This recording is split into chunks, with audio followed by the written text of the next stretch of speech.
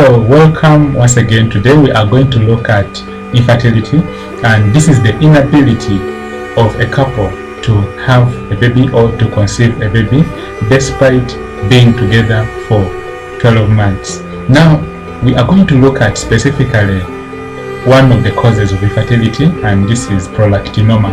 Did you know that prolactinoma is something that has been ignored, but it's among the leading causes of infertility?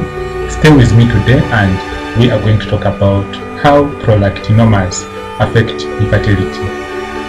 Prolactinoma comes from two words. It comes from prolactin and then oma.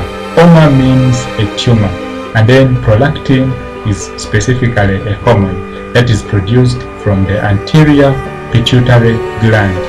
Now, when we combine these two words, prolactin and oma, it simply means a tumor of the pituitary gland, a tumor or a growth of the anterior pituitary gland.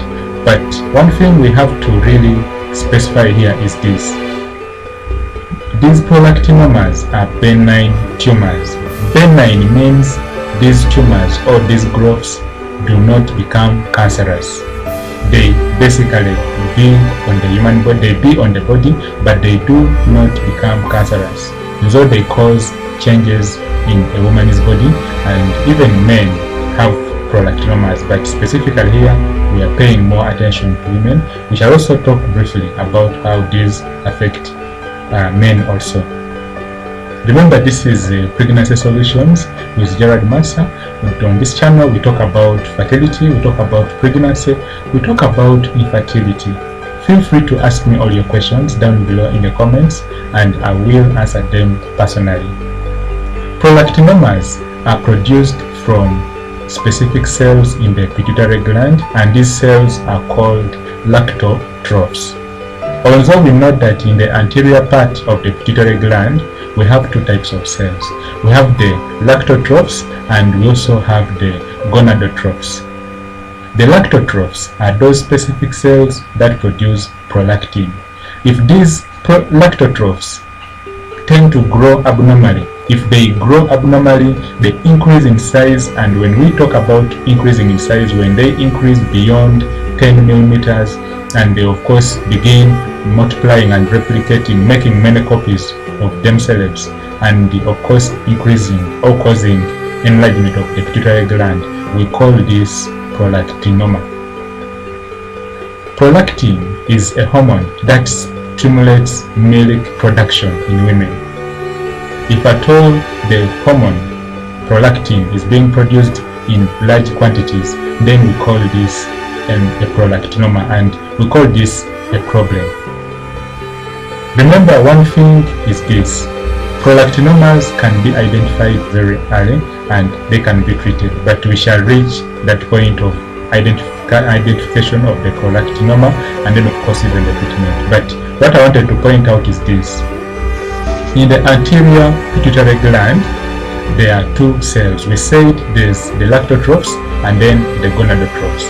The lactotrophs specifically produce prolactin, whereas the gonadotropins produce two types of hormones. These two types of hormones are, one, follicle stimulating hormone, and then also the luteinizing hormone.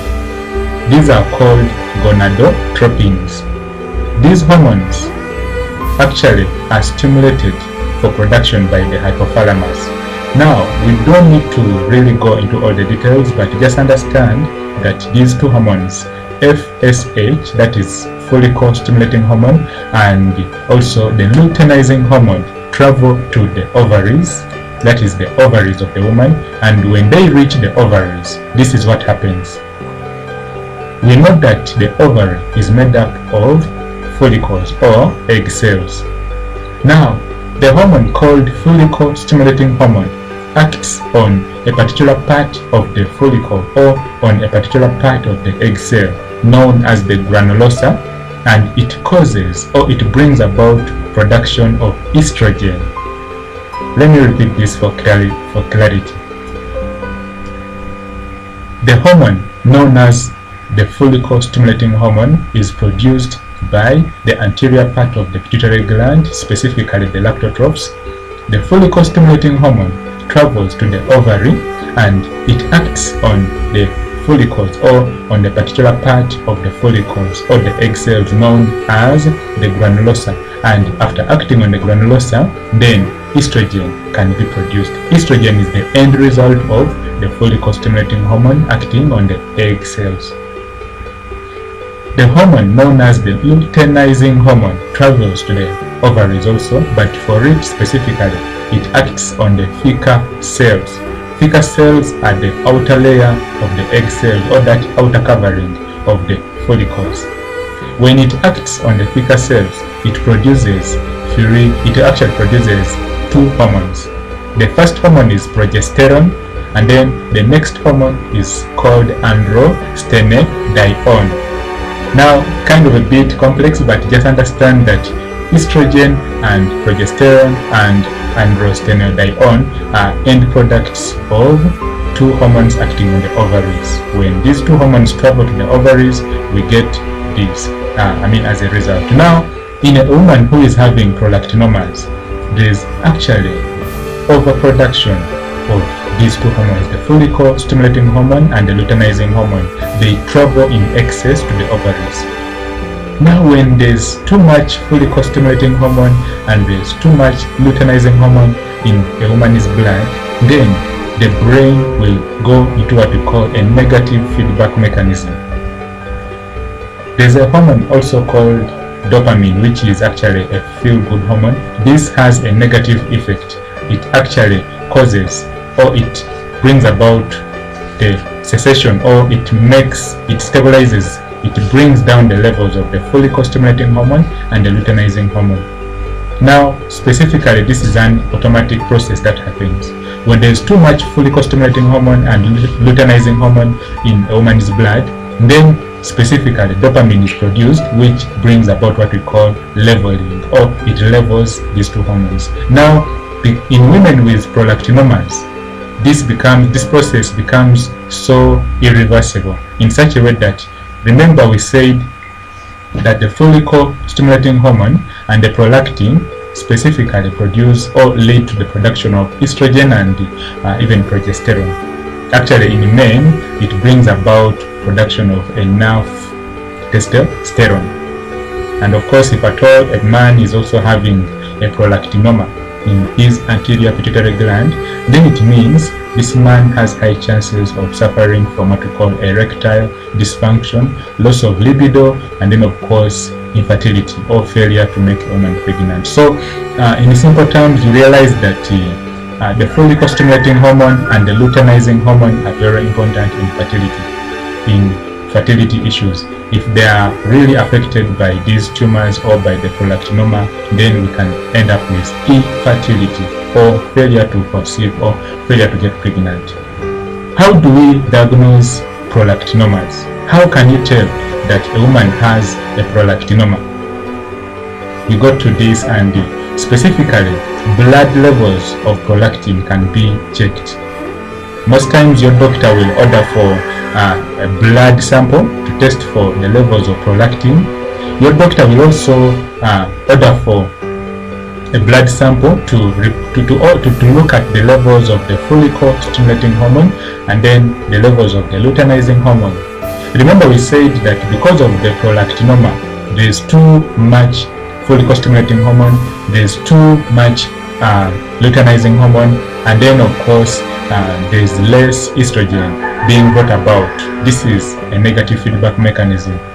When your results come back and your lab results come back from the lab, and on the report there is too much follicle-stimulating hormone, there is too much luteinizing hormone, and there is less estrogen, then there are high chances that your gynecologist or your specialist will tell you that there is what we call a prolactinoma.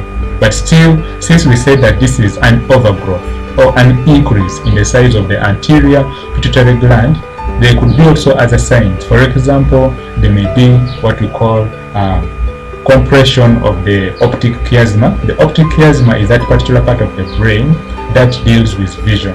Because the pituitary gland is just behind, it's just next to the optic chiasma.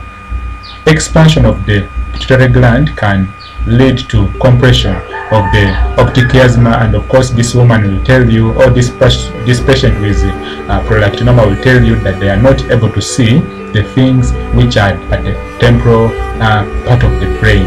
The temporal is specifically these sides, or the outer parts of the brain, and anything that is within this side, on the temporal side, may not be seen. This person may only be able to see things which are in the middle, or which are in the middle of his or her eyesight.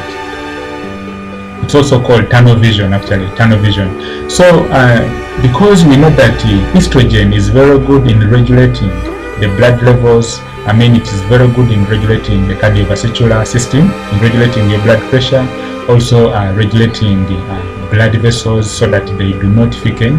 When there's little estrogen being produced as a result of the prolactinoma, then there are high chances that this particular person is going to end up with blood problems or cardiovascular problems. For example, thickening of the arterial vessels.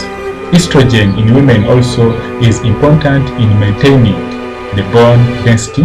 Bone density and of course bone formation is brought about by the cells which are known as the osteoclasts. Now when there's little estrogen in the body, then it means these osteoclasts are going to be too much in the system, in a woman's blood, and then there are high chances of this particular patient having fractures or bone problems. So specifically, when the results come back and there's too much prolactin, there's too much follicle-stimulating hormone, and there's too much luteinizing hormone, and there's too little estrogen, and this could point us to a prolactinoma. A CT scan or MRI scan of the brain can also be done. MRI simply means magnetic resonance imaging. This can be interpreted and explained to you by your doctor or your specialist or neurosurgeon. I remember we talked about the increase of the pituitary gland. It can go beyond, when it goes beyond 10 millimeters, then we say it is actually very big. So this may need treatment. When we talk about the treatment, this should be given to you by your doctor, but there are drugs that are very good, they are very important, and they can work on prolactinomas. One thing I want to tell you, my friend, is this: prolactinomas can be treated. You do not need to worry and say that when you have this tumor or this growth, now it's the end of the road. No, remember we said it is a benign tumor. The chances of it becoming cancerous is very, very low. So you can be treated. There are drugs that can be given to you. They are called dopamine agonists, but this particular part, I would really advise that you see your gynecologist and they will choose the best drugs for you to bring down this tumor. Should a patient fail to respond to the medication or to the treatments for this particular tumor, then surgery can be advised. When you talk about surgery, then we are talking about excision or removal of this tumor, and specifically this should also be decided by your doctor, your gynecologist, and your neurosurgeon. Let me answer all your questions in regards to prolactinomas, how they cause infertility, and then of course any other question you will be having. I would love to talk to you down below in the comments. Let me answer all your questions, and remember to like and subscribe to our channel for more of these tips.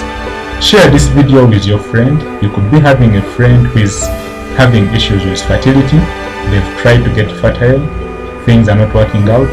They've had scans, ultrasound scans, but everything looks normal, but they are not getting pregnant. There could be something deeper. There could be something like, it could be a prolactinoma, like we've just said. These are things which are happening in the hormones. These are hormonal changes. It's basically endocrinology or your endocrine system having issues. Thanks a lot for sparing some time to listen to prolactinoma being discussed and listen to me, and I'm really so excited. Thank you, and have yourself a fantastic and healthy day. Bye bye.